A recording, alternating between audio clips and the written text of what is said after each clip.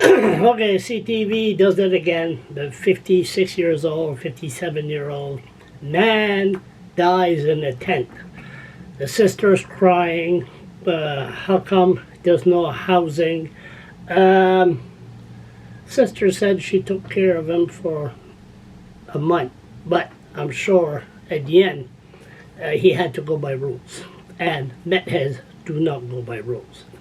So we know how I feel. CTV, they never mention the issue of drugs. They just, man dies in a tent. And an investigation is terrible. Well, it's getting bad here. Last night, me and DOG were on the porch. And you know what? I felt a little bit sad for the Meth Heads. They're walking in the street, the hood's down. And I just looked out earlier. It's pouring rain outside.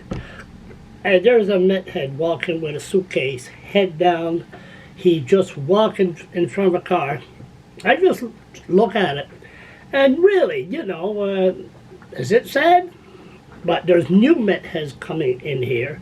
I had two of them coming after me. I said, did they hear what happened, what Robbie McDonald did? They come to me and they say, well, Robbie McDonald deserves a second chance. Well, how many chances did Robbie McDonald get since the last 30 years? I can't count that high. Anyway, never mind that shit. There's one thing that I never thought about. I was at Tim Horton. There's a person that approached me. I was sitting down. He said, hi, Charles. Hey, how you doing? Didn't know who this person was. At the end, it was a fireman. Okay? So he said, I'm a fireman. Okay? Try to have that straight. So he sat down with his coffee and we started a chat. And then I said, yeah, you guys have a lot to deal with. When I hear it on the police scanner, or the fireman scanner, whatever you call it, they have to put out a bonfire. And when they put out a bonfire, you hear the screaming in the back, especially when it's cold. And I said, what I'm afraid of, one of the firemen or firewoman or whatever, one of these days they're going to get injured. But we hope that don't happen. So he looked at me and said, he saw cases. They had a call to go into people's home, and there was a Meth Head, drug overdose, and out. Then they perform CPR, and there's a little girl watching and say, is Daddy going to die? Yeah, so that sort of grabbed my, but of course I'm Scottish, I don't show no emotion, but it sort of hit me right there. And then he added another case where a Meth Head person with drug addiction was found hanging in the basement, and they quickly cut him down. And kids were around. They tried not to show kids that, but kids just happened to be in the area.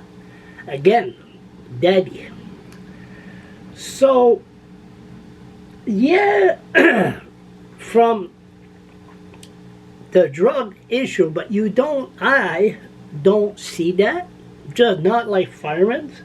All we see is these advocates talking about the people on the street, and they must be protected, they must have housing, and they must, as always done, but you don't hear about the inside.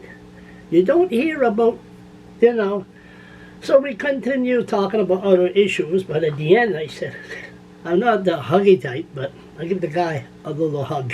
Just, it really, really hit here. Just, what they see and what they have to go through. So, yes, myself, Reno, I'm against Meth Heads, and it's these advocates, like so-called doctor Sarah Davidson, which approach people. Like when I first met her, I asked to have a sit down what she was doing. She said no. Oh, no problem. Get the hell out of my sight. And then we saw her real personality came out, that no businesses wants to have anything to do with her, and the government doesn't want to have no. Oh, maybe Susan Holt will give her a couple of $1 million. Maybe that's another thing. The Summers restaurant, the warming center. Wonder how much money Susan Holt gave them. A couple of million. Charlie, focus. But you know, it's crystal meth could hit within a family household. Yep, it's sad.